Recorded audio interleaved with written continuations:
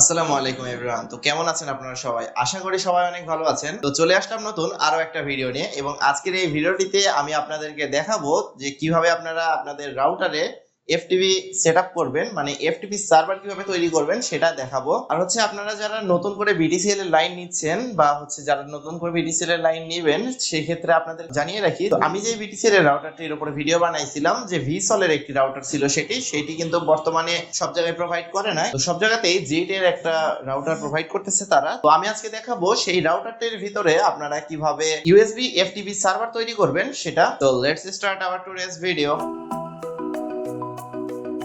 তো এটা দেখতে পাচ্ছেন, এটা হচ্ছে জেটিই এর একটি রাউটার, ম্যানুয়াল রাউটার টাইপ। তো এখন তো সবগুলো ডিজিটাল রাউটার ইউজ হয় সব জায়গায়, কিন্তু এখানে বিটিসিএল কিন্তু ম্যানুয়াল রাউটার প্রোভাইড করে। ম্যানুয়াল রাউটারের ফাংশন আর কি সবগুলো ভালো মতো কাজ করে, মানে সমস্যা করে না। ডিজিটাল রাউটারে অনেক টাইমে সফটওয়্যার ইস্যুর ফলে অনেক টাইমে প্রবলেম করে, সেজন্য এটা প্রোভাইড করা হয়। আর এই রাউটারটার হচ্ছে 2 অ্যান্টেনা বিশিষ্ট, কিন্তু 2 অ্যান্টেনা থাকলেও এটার রেঞ্জ কিন্তু অনেক বেশি থাকে। আর এই রাউটারটা যদি শর্ট একটা রিভিউ দিয়ে দেই, তো এখানে দেখতে পাচ্ছেন এটা হচ্ছে পাওয়ার ইন্ডিকেটর, এটা হচ্ছে পন ইন্ডিকেটর, আর এটা হচ্ছে লস কানেকশন হলে এটা আসবে। আর এটা তো ইন্টারনেট দেখতে পাচ্ছেন, আর এটা হচ্ছে 4টা ল্যান্ড পোর্ট আছে সেটার জন্য। আর এটা হচ্ছে ফোন, মানে হচ্ছে এটাতে টেলিফোন ইউজ করতে পারবেন, সেটা মানে ওয়াইফাই, WPS আর ইউএসবি আছে। আমরা এই ইউএসবি ফিচারটা আজকে ইউজ করব। পোর্টস এন্ড বাটনের দিকে গেলে এটা হচ্ছে রাউটারের পিছনের দিকে চলে আসলে আইও পোর্টের এখানে দেখতে পাচ্ছেন, এটা হচ্ছে টেলিফোনের জন্য এই পোর্টটি, এবং তার সাথে 4টা ল্যান্ড পোর্ট আছে, একটি রিসেট বাটন আছে। রিসেট বাটনটা আর কি বাহিরে নেই, ভেতরে আর কি পিন দিয়ে রিসেট করতে হবে, রিসেট করার প্রয়োজন হয়। তার সাথে এখানে একটি 12 ভোল্ট 1 এম্পিয়ার এর একটি পাওয়ার পোর্ট, তার সাথে এখানে একটি অন অফ সুইচ। আর হচ্ছে পিছনের সাইডে আসলে এই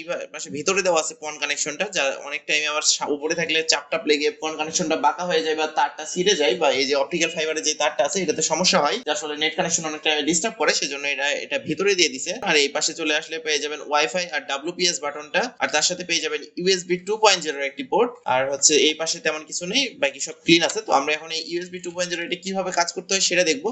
তো সবার প্রথমে আমি আজকে ইউজ করব ডাইরেক্ট কোন পেন ড্রাইভ দিয়ে দেখাবো না, ডাইরেক্ট হার্ড ডিস্ক দিয়ে দেখাবো। এটা হচ্ছে আমার পোর্টেবল হার্ড ডিস্ক, এটা কিন্তু 1 টেরাবাইটের একটি স্টোরেজ ডিভাইস। তো আজকে আমরা এটা দিয়ে ট্রাই করব। তো আমি এটা পাশে জাস্ট কানেক্ট করে নিব, আর এই ইউএসবি তে এটা জাস্ট লাগাই দিব। তো ইউএসবি তে লাগানোর সাথে সাথে দেখতে পাচ্ছেন এখানে কিন্তু ইউএসবি যে লাইট আছে সেটা কিন্তু ব্লিঙ্ক করা শুরু করে দিয়েছে, এবং হচ্ছে আমার হার্ড ডিস্কে যদি দেখেন এটাতেও কিন্তু নীল লাইট ব্লিঙ্ক করা শুরু করে দিয়েছে। তো এখন আমাদেরকে এই এফটিপি টা সেটআপ করতে হবে। তো সেটআপের জন্য আমরা সরাসরি আমার মোবাইল স্ক্রিনে চলে যাব। পাশে আমার মোবাইল স্ক্রিনটা দেখতে পাচ্ছেন। তো প্রথমে আমরা যে কোনো একটা ব্রাউজার ওপেন করে নিব। আমি এখানে আপনাদেরকে দেখানোর জন্য ক্রোম ব্রাউজারটি ওপেন করে নিই। তো আমরা প্রথমে যে কোনো একটা ব্রাউজার ওপেন করে নিব। তো আমি এখানে এক্সাম্পল স্বরূপ ক্রোম ব্রাউজারটি ওপেন করে নিছি। তারপর এখানে সার্চ বারে এসে লিখবো আমরা 192.168.1.1। তো এইটা হচ্ছে আইপি অ্যাড্রেস। লিখে আপনারা যদি সার্চ করেন যে কোনো ওয়েবসাইটে, তাহলে এরকম একটা পেজ ওপেন হয়ে যাবে, যেটির একটা পেজ ওপেন হয়ে যাবে। এখানে আপনাদের ইউজার নেম আর পাসওয়ার্ড দিয়ে লগইন করতে হবে। এটা হচ্ছে আপনাদের অ্যাডমিন ইউজার এবং পাসওয়ার্ড। তো বিটিসিএল অনেক জায়গাতে এটার হচ্ছে ইউজার নেম যেটা আছে সেটা ইউজার রাখে, আবার পাসওয়ার্ডটা BTCL 1234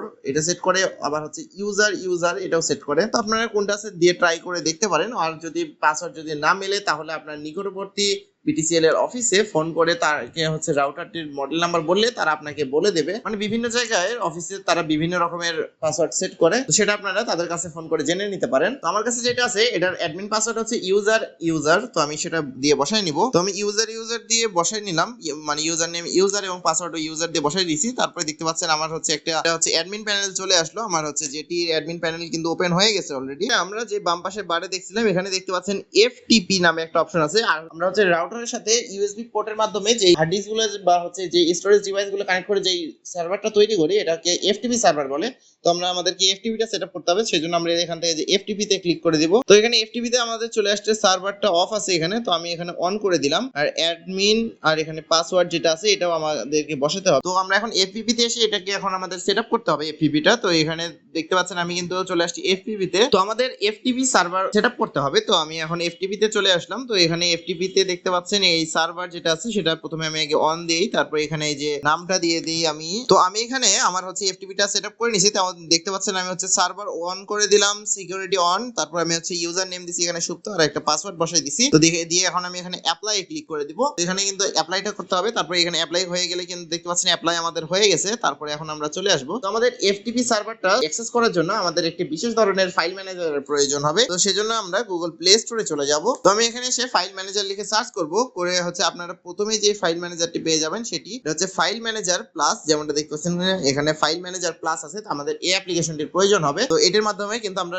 সকল প্রকার এফটিপি সার্ভার কিন্তু মানে অ্যাক্সেস করতে পারবো। তো ছোট্ট একটি অ্যাপ ছিল, সেটা কিন্তু ইনস্টল হয়ে গেছে। তো আমি এটা এখন ওপেন করে নেব। তো এখানে কিছু পারমিশন চাইবে, সেগুলো আপনারা অ্যালাউ করে দিবেন। তারপরে এখানে কিন্তু চলে আসছে। তো তারপরে ফাইল ম্যানেজার প্লাস অ্যাপটি ওপেন করলে এরকম একটা ইন্টারফেস পেয়ে যাবেন। তো এই ইন্টারফেসে এসে এখানে দেখতে পাচ্ছেন রিমোট অপশন আছে। তো আমরা এই রিমোটে ক্লিক করব। উপরে দেখতে পাচ্ছেন অ্যাড এ রিমোট লোকেশন। তো আমরা এখানে ক্লিক করব। তারপরে এখানে আমরা এফটিপি যেটা আছে সেটা সিলেক্ট করব। তো তারপরে এখানে আমাদের হোস্টটা দিতে হবে, মানে এটা হচ্ছে আমাদের আইপি অ্যাড্রেস, মানে রাউটারের আইপি অ্যাড্রেস, যেটা হচ্ছে 192.168.1.1। তো এটা হচ্ছে আমাদের হোস্ট নাম্বার। আর হচ্ছে পোর্ট এখানে 21 রাখবেন। আর যে এটা এফটিপি ঠিক আছে, তার এখানে ইউজার নেম আর পাসওয়ার্ডটা আমাদেরকে বসাই দিতে হবে। তো আমরা এখানে এফটিপি সার্ভারের সবকিছু বসাই দিছি, যেমন দেখতে পাচ্ছেন ইউজার নেম পাসওয়ার্ড। তো এটা দিয়ে আমরা এখন ওকে তে ক্লিক করব। তো ওকে ক্লিক করলে যেমনটা দেখতে পাচ্ছেন আমাদের এফটিপি সার্ভার কিন্তু ওপেন হয়ে গেছে। তো এখান থেকে আমাদের সবগুলো আইটেম চলে আসছে। এখানে USB 1 2 3 4 5 6 দেখতে পাচ্ছেন। এখানে এগুলো আর কি আমার হচ্ছে যে রাউটারটি আছে সেই রাউটারটার পার্টিশনকে নির্দেশ করতেছে। তো আমি এখান থেকে যেমনটা দেখতে পাচ্ছেন আমি এই যে প্রথমটাতে ওপেন করলাম। তারপর এখানে কিন্তু আমি হার্ড ডিস্কটি আমার ভিডিওগুলো এডিট করার জন্য ইউজ করি এবং বিভিন্ন ভিডিও স্টোর করার জন্য ইউজ করি। তো এখানে সেটাই আমি লাগাইছি। যেমনটা হচ্ছে BTCL অ্যাপ সম্পর্কে আমরা একটা ভিডিও আপলোড করছিলাম, সেই ভিডিওর সকল ফাইল এখানে আছে। যেমন আমি হচ্ছে এখানে এক্সপোর্টে যাই, এখান থেকে যদি এই যে ফুল ভিডিও অ্যাবাউট BTCL, এই যে এটা হচ্ছে ফাইনাল ভিডিও যেটা আমি আপলোড করছি। এই ভিডিও যদি আমি এখান থেকে প্লে করি তাহলে দেখতে পাচ্ছেন প্লে হচ্ছে। আসসালামু আলাইকুম এভরিওয়ান, তো কেমন আছেন আপনারা সবাই? তো আমার কিন্তু এখানে রাউটারে কিন্তু USB লাইটটা যেটা আছে সেটা ব্লিঙ্ক করতেছে, আর এটা হার্ড ডিস্কে কিন্তু কাজ করতেছে। মানে আপনারা এইভাবে পুরোটা একটা FTP সার্ভার তৈরি করতে পারবেন।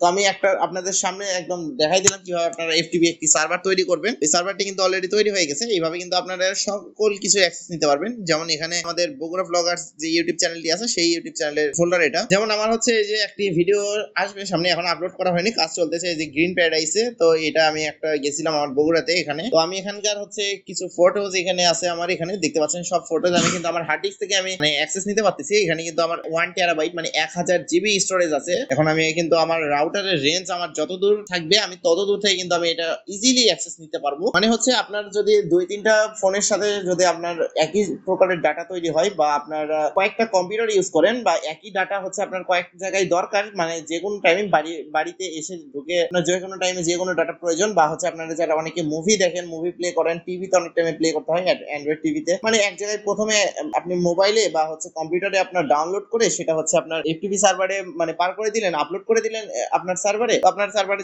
যখন আপলোড হয়ে যাবে তারপরে আপনি বসে থেকে যেখানে ইচ্ছা সেখান থেকে আপনারা এইভাবে ইউজ করতে পারেন। তো আপনারা যখন ব্যবহার করবেন তখন বুঝতে পারবেন, আরো প্র্যাকটিক্যালি বুঝতে পারবেন যে এটার আরো কত প্রকারের ব্যবহার আছে। তো কিছুটা এইভাবে আপনারা আপনার ওয়াইফাই রাউটারের USB পোর্টকে ব্যবহার করে একটি FTP সার্ভার তৈরি করতে পারেন, এবং সেটার সাথে স্টোরেজ ডিভাইস কানেক্ট করে রেখে এইভাবে FTP সার্ভার চালাতে পারেন। তো আশা করি বিষয়টা বুঝতে পারছেন। আর যদি কোনো কিছুতে আপনাদের বুঝতে অসুবিধা হয় তাহলে নিচে কমেন্ট সেকশন কিন্তু আপনাদের জন্য খালি আছে, আপনারা কিন্তু কমেন্ট করে দিন। আমি কিন্তু সবগুলো কমেন্ট পড়ে থাকি এবং রিপ্লাই দিয়ে থাকি। আপনার কমেন্টের রিপ্লাই দেওয়ার চেষ্টা করবো ইনশাআল্লাহ। তো এই ভিডিওটা যদি আপনাদের কাছে ইনফরমেটিভ মনে হয়ে থাকে এবং ভিডিওটা যদি ভালো লেগে থাকে অবশ্যই ভিডিওটি একটি করে লাইক করে দিন। আর আমাদের চ্যানেলে নতুন হলে অবশ্যই চ্যানেলটিকে সাবস্ক্রাইব করার পর পাশে বেল আইকনটি অল সেট করে দিন। তাহলে আমি যখনই কোনো নতুন ভিডিও আপলোড করব সবার আগে নোটিফিকেশনটি আপনি পেয়ে যাবেন। তো দেখা হচ্ছে নেক্সট কোনো ভিডিওতে। ততদিন পর্যন্ত ভালো থাকবেন, সুস্থ থাকবেন। আল্লাহ হাফেজ।